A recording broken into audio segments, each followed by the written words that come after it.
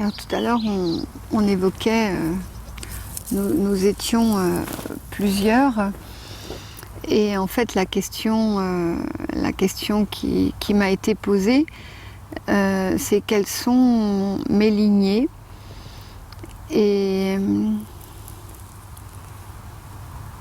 ce chemin que je propose, cette présentation de la voie de l'expansion de conscience et de l'articulation en ego et conscience.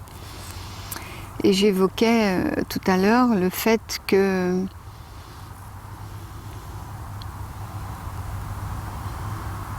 j'ai en effet une voie, donc la différence entre une voie et une lignée.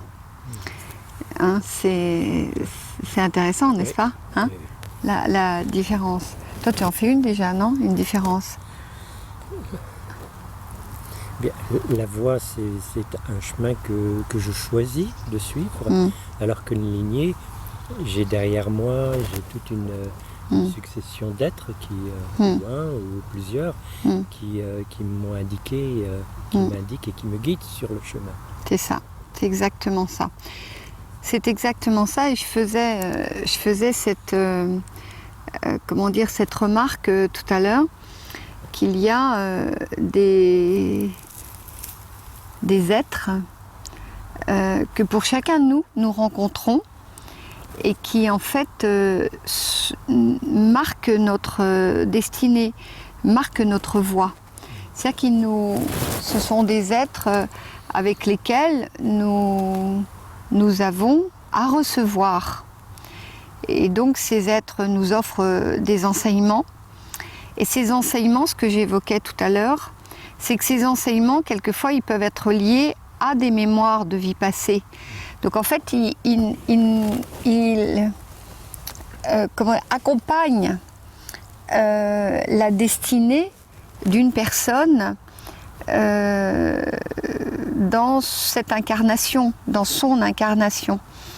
Et que quelquefois, une personne peut rencontrer des êtres qui en fait marquent ponctuellement comme un booster dans son existence. C'est-à-dire que c'est des êtres qu'elle va rencontrer parce qu'elle a déjà fait cette exploration, elle a déjà acquis, presque intégré, assimilé les connaissances liées. Alors, tout à l'heure j'évoquais, en ce qui me concerne, c'est par quoi commencer? Est-ce que je vais commencer par l'hindouisme, le bouddhisme, le chamanisme et l'animisme et l'ésotérisme? Ou est-ce que j'ai commencé par l'ésotérisme, l'animisme, l'hindouisme, le bouddhisme? Voilà. Ce qui est le plus important, ce que je note, c'est que toutes ces voies convergent vers un même axe. Le même axe, c'est que toutes ces voies sont de nature animiste. Toutes ces voies, donc bien sûr l'hindouiste, on peut dire, mais c'est une religion. À la base, l'hindouisme n'était pas une religion. À la base, c'était une reconnaissance de la matrice, et c'était une reconnaissance comme les Amérindiens le faisaient, c'est-à-dire une culture où la femme et l'ordre et l'homme, tout ce petit monde avait sa place dans le social. C'est-à-dire c'était une manière d'expliquer comment vous placez sur cette planète, dans votre destinée et avec les humains qui vous entourent. Donc c'est toujours la même histoire, toujours la même histoire. Et donc la notion de religion était, elle n'était pas présente en termes de dogme. Voilà, c'était pas un dogme. Alors, moi, ce qui m'occupe, et donc tout à l'heure on l'évoquait, ce qui m'occupe, c'est que je ne me sens pas dans des dogmes. Voilà. Je me sens dans une lignée et que les personnes que j'ai rencontrées ne m'ont jamais proposé et imposé. Jamais. Et dans la lignée, je parle aussi de mes ancêtres. Parce que nous voyons toujours une lignée spirituelle. donc une lignée comme, je veux dire, le mot qui me vient c'est imposante, voilà. Mais une lignée familiale peut être aussi une lignée très importante, puisque si nous regardons, si une personne voit que dans des vies passées, elle a connu tel et tel être, qu'en imaginant que cet être son grand-père, par exemple, son grand-père dans une vie passée a été en effet un de ses maîtres, et que dans cette vie-là, il se réincarne en tant que grand-père, et que lui, dans cette destinée, dans cette vie, il doit apprendre la modestie, la simplicité. Est-ce que le petit-fils ou la petite-fille ne continue pas la lignée, à ton avis? Oui. Ben oui. Oui, oui. Voilà. Donc cette lignée, elle continue au niveau des ancêtres, même avec ce grand-père incarné qui aujourd'hui paraît qu'un grand-père.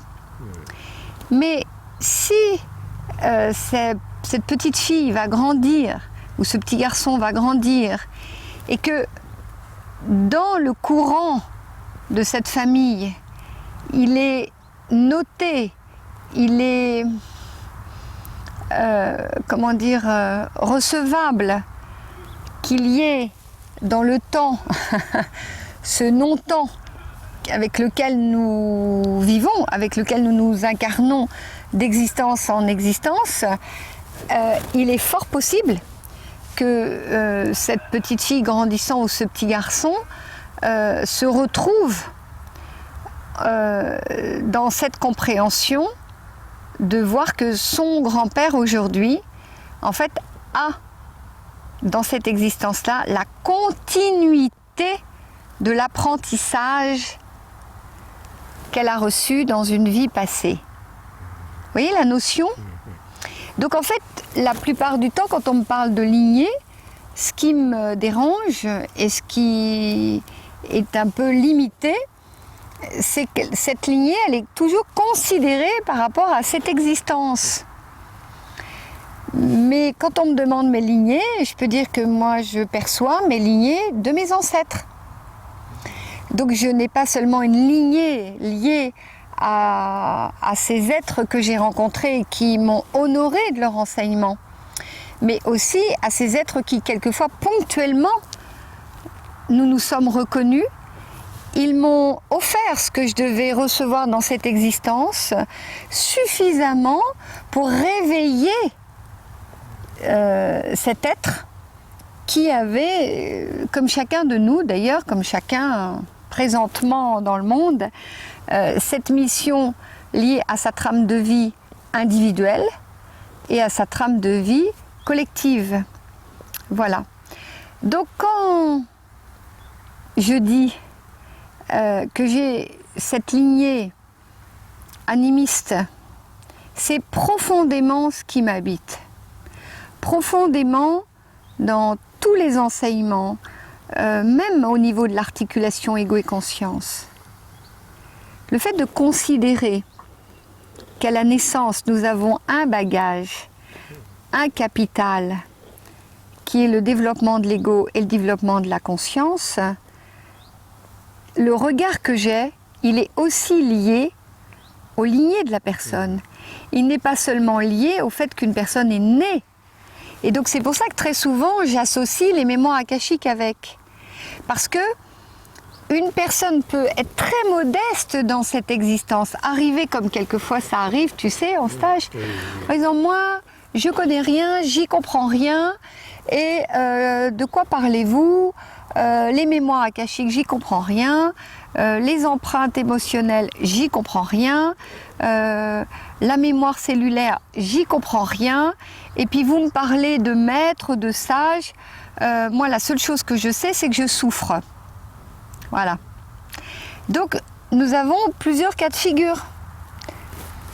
Des personnes qui viennent, et vraiment, c'est le dernier de leurs soucis. Hein.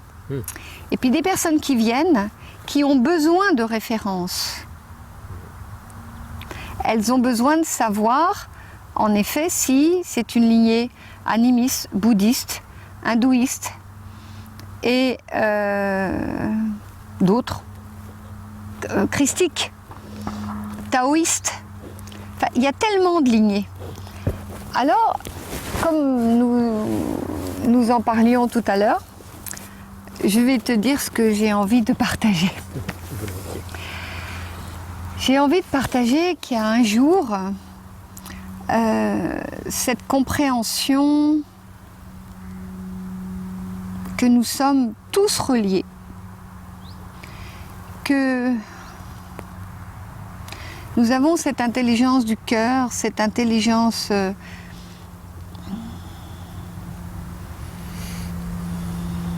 de la relation humaine, qu'il est déjà très difficile d'être ensemble. Il est déjà très difficile de s'accorder.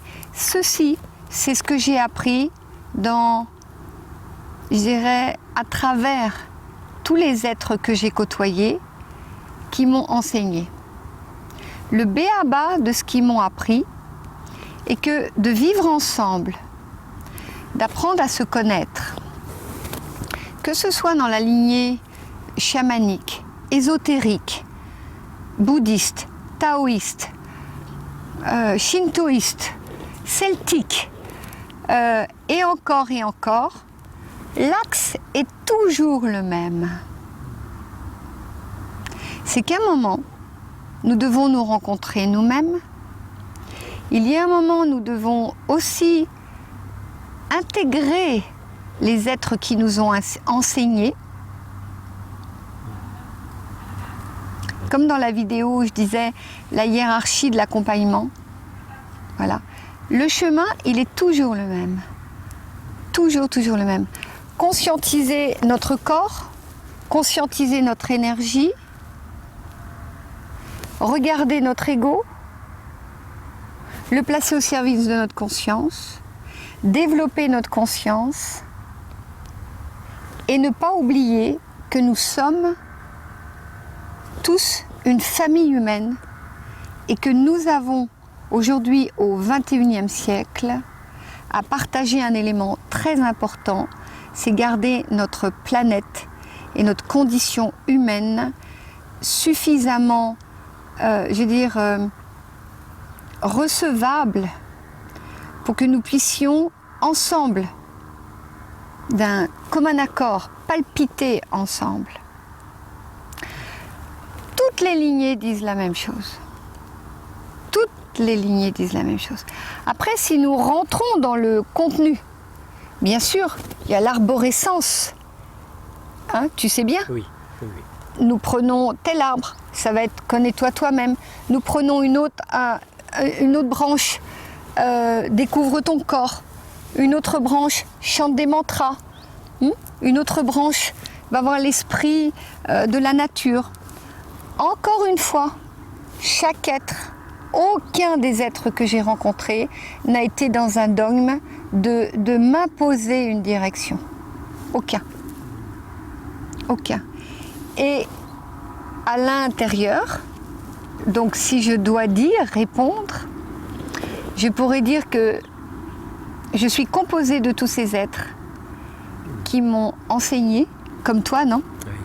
Oui. Nous sommes composés, n'est-ce pas ? Oui. De tous ces êtres qui nous ont enseigné et qui nous ont permis de nous découvrir, n'est-ce pas ? Découvrir l'essence de ce qui est le mieux, le plus beau à l'intérieur de nous. Tu es d'accord ? Oui, je suis totalement d'accord. Comme je le disais lors d'une vidéo, tous ces êtres nous ont appris à tenir, la lumière, nous ont guidés et montré que par moments on perdait le fil, voilà, qu'on croyait le perdre. Mais en vérité, on ne le perdait pas. Voilà.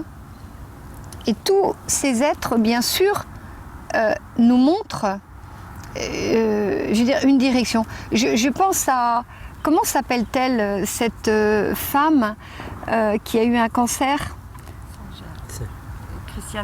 Christiane Singer. Eh bien, c'est absolument magnifique. Elle est à la fin de cette existence-là et de qu'est-ce qu'elle évoque? Une lumière commune. Qu'est-ce qu'a évoqué je crois que c'est ce sage Ramakrishna qui disait qu'il s'est retrouvé dans une lumière où il voyait toutes les formes de spiritualité. Et lui, il était lié à Krishna. Tous les jours, il soignait Krishna, la poupée. Ça paraît tellement simple par rapport à un ésotérisme. Ça paraît tellement simple, quelquefois en Occident, de voir qu'un être est devenu sage en habillant, déshabillant une petite poupée qui s'appelle Krishna. Ce qui est merveilleux dans tout ça, c'est que toute voie ésotérique nous explique que nous devons jamais oublier à l'intérieur le début de notre existence et la fin de notre existence. Et donc, là où je suis, c'est que toutes les lignées que j'ai vécues m'ont toujours montré ça. Être entre cette conscience qui dit « je suis né aujourd'hui » et l'espace-temps que j'ai entre cette naissance et ce que nous appelons la mort, mais qu'en réalité, on le sait tous aujourd'hui, est un passage avec toute la science quantique et tout ce qui se développe, on le sait tout ça. Eh bien, est-ce que nous allons, à l'intérieur de nous, nous disputer par rapport à quelle voie est la meilleure? Ou alors est-ce que nous allons, n'est-ce pas, ancrer au maximum, n'est-ce pas, Oui. cette incarnation, utiliser au maximum, pas tout ce qui nous est donné, mais d'une manière pragmatique, étape par étape, la conscience de réaliser qu'est-ce qui nous manque, de quoi avons-nous besoin pour accomplir ce chemin. Et toutes les lignées que j'ai eues m'ont toujours montré ça. Voilà. Donc oui, j'ai une voix animiste, une voix hindouiste, parce que dans l'Inde, l'Inde comprend la matrice, elle comprend aussi, en fait, plein de cultures religieuses. Et en même temps, un mystique en Inde pourrait dire, mais il n'y a pas aucune religion en Inde. Il n'y a aucune religion en Inde. Si nous quittons l'aspect politique, économique, social, il n'y a aucune religion en Inde. Un mystique, un sage, va rire de tout ça. Voilà. Si nous allons dans le bouddhiste, c'est la même chose, et ainsi de suite, et ainsi de suite. Ce qui est le plus important, c'est de savoir qu'un jour, il y a au niveau ésotérique ce qu'on appelle la famille des sages. N'est-ce pas? Tu le sais autant que moi. Au niveau alchimie, n'est-ce pas? C'est pareil. Il y a la famille des sages.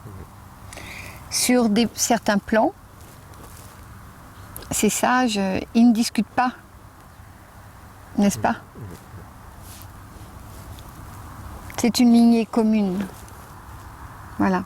Donc il me semble que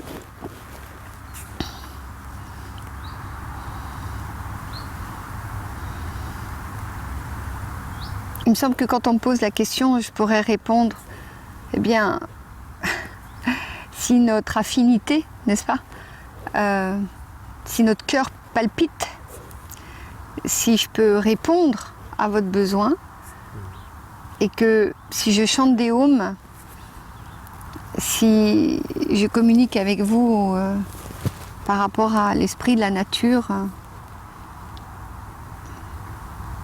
ce qui me semble le plus important, bien sûr c'est mes lignées, mais c'est ce que j'en ai fait.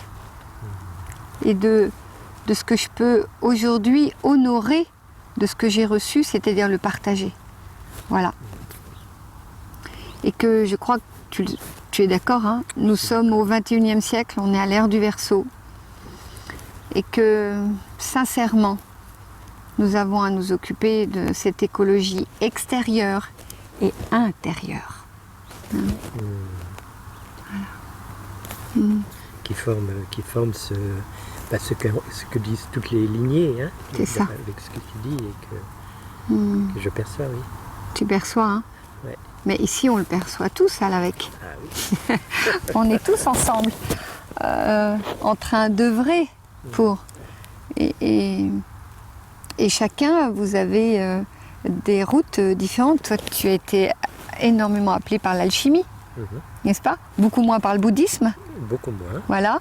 Et aussi par le christianisme. Oui. Et pourtant, tu chantes des hymnes. Oui. Voilà. Et moi, je peux dire Alléluia. N'est-ce pas? Oui. Voilà. Et quand une personne vient et qu'elle dit moi je suis anonyme et je suis athée, on lui dit il n'y a aucun problème, tout le monde a sa place sur cette terre. Voilà. Bon, il y a un moment, il y a un temps de vidéo, après c'est trop long. Donc on salue tout le monde. Om Shanti, j'espère que ça aura répondu à cette question si profonde. Si profonde. Voilà. Om Shanti. Om. Om. Om. Om. Om. Dans certaines cultures, on fait comme ça. Dans certaines cultures, on fait comme ça. Dans certaines cultures, on fait comme ça. Voilà. En tous les cas, Om. Om à tous. Et peut-être à bientôt. Pour une prochaine vidéo. Voilà. Et merci aux arbres. Merci aux arbres.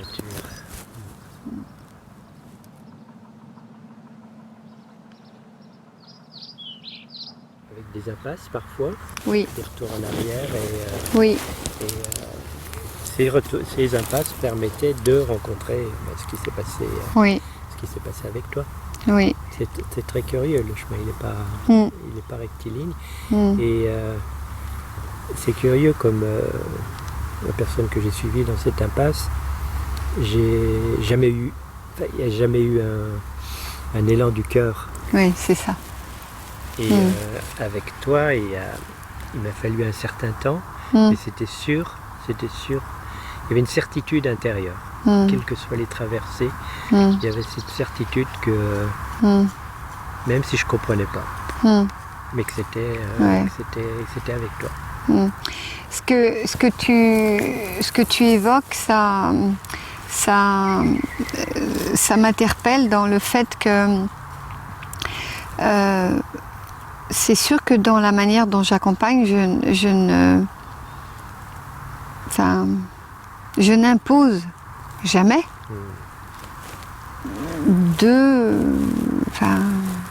aucune voie faite d'une certaine manière. C'est vrai? Et quand on s'est rencontrés, c'est ça. Je ne t'ai pas dit, voilà, je suis dans telle voie et c'est ce qu'il faut que tu suives. C'est vrai? Ouais, c'est ça. Hein. Et ce qui était vraiment le plus important, et c'est ce que tu dis, le plus important, c'est quand même cette rencontre. Hein. Je dis quand même dans le sens de entre le contenu et la forme. Tu vois, souvent le contenu d'un message est confondu avec la forme. Tu vois, par exemple, je suis bouddhiste, c'est une forme. Mais le contenu de ce qui est bouddhiste, ça rejoint toutes les autres cultures par moment.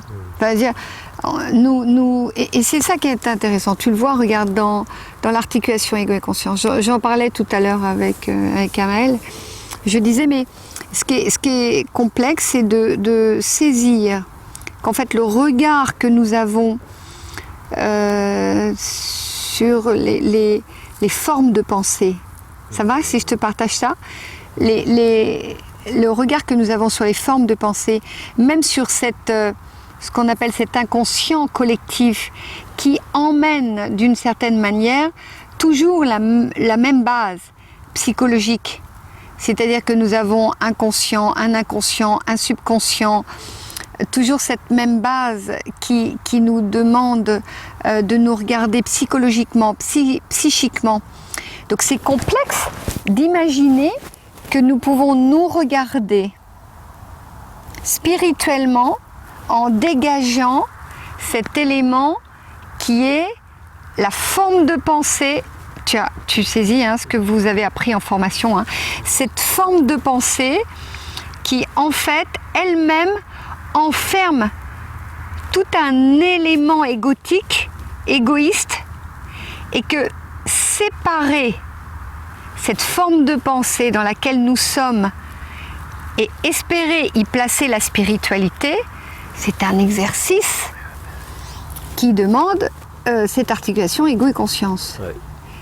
Et là, ce que tu es en train de nommer, ce qui m'interpellait, c'est que tu as vécu en effet 20 ans dans une communauté, et que pendant 20 ans, tu t'es dit, je fais du spirituel, n'est-ce pas? Et qu'en fait, le spirituel était des formes de pensée, n'est-ce pas? Des formes, mais tu ne pouvais pas dissocier la forme de pensée qui te laissait de la place au spirituel.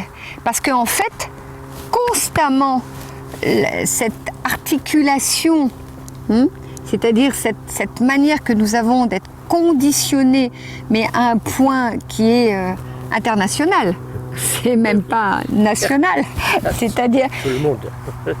Tout le monde, et c'est là où les cultures entre l'animisme, les Amérindiens, l'hindouisme et toute une autre part qui a ancré ce regard psychique avec le spirituel, ça va, je suis assez claire, ça change la donne égotique, c'est-à-dire de notre incarnation, c'est-à-dire nous naissons en Occident avec cette forme de pensée psychique, nous baignons là-dedans, nous sommes avec papa, maman, les difficultés, et en effet, notre ego, il porte toute cette charge de conditionnement.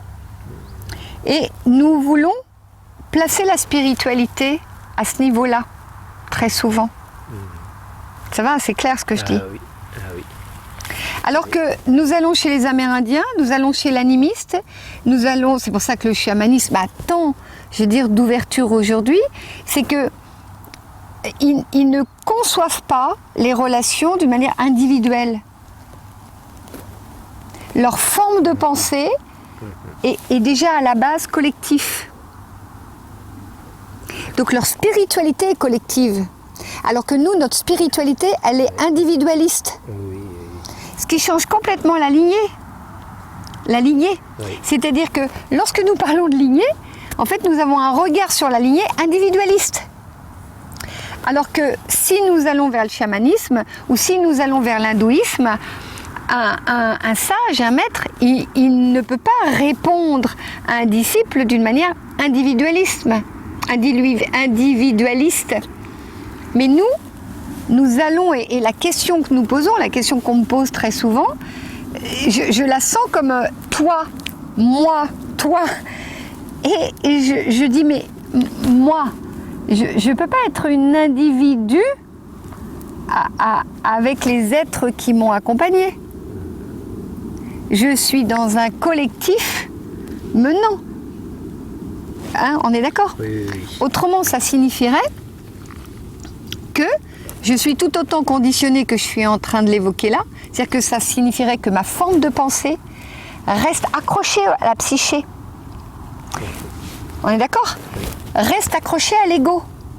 T'imagines un peu l'arrogance que j'aurais de dire je vais vous faire l'articulation ego et conscience et que je serais le premier être à accrocher l'ego et l'individualisme. Ça te parle, hein? Tu vois toute la formation, tu vois tout ce que... Voilà. Donc c'est ce qui est très intéressant dans toutes ces cultures, de les repérer, c'est surtout de saisir qu'à la fin, de toute façon, c'est ce que tu dis. C'est-à-dire qu'à la fin, c'est quand même un être que nous rencontrons et que cet être, par mimétisme, ce qui est la sagesse, de toute façon, nous donne envie. Et c'est pas une... comment dire, bien sûr que ce sont les connaissances qui nous parlent, mais ces connaissances, souvent, elles sont liées à des mémoires. Souvent, C'est le résultat de mémoire. Quelqu'un me dit, mais moi, je suis très attachée à mon corps et je... Oui, bah bien sûr, dans ses mémoires, si elle a été shintoïste ou si elle a été... bien sûr, elle est très attachée. Mais dans cette existence-là, peut-être que ce lien, c'est ce lien qui va lui permettre, de la manière dont fonctionnait depuis, je veux dire, des millénaires, l'éveil spirituel, l'ouverture spirituelle. C'était bien d'être avec un individu, d'apprendre à l'aimer, d'apprendre à l'intégrer, n'est-ce pas? Et que ce lien devienne une unité. Évidemment, puisque le sage n'est pas dans l'individualité. Donc il va offrir la multitude à la personne qui l'accompagne. Il va lui montrer comme exemple qu'est-ce que c'est ne pas être dans cette individualité, mais dans ce multiple. Voilà. Et donc c'est ce que tu nommais. Il y a un moment, ça va, j'ai pas trop vite? Oui, ça va. Je suis passionnée. Hein. Donc il y a ce moment où la rencontre de cœur, d'âme, d'esprit, de fluidité, de ce que tu vis, non? Exactement, tu décris. Vas-y, je t'en prie. Oui, tu décris ce que je vis, c'est toutes ces étapes qui fait qu'aujourd'hui, en effet, il y a une fluidité, c'est ça. Celle dont tu parles, et qui n'est pas une fluidité, qui est une fluidité qui vient du cœur, qui vient, c'est un ensemble. C'est ça, et qui te permet, ce qui est passionnant, ce qui te permet et ce qui t'a permis et ce qui va encore te permettre d'être au plus proche de ce qu'on nomme soi.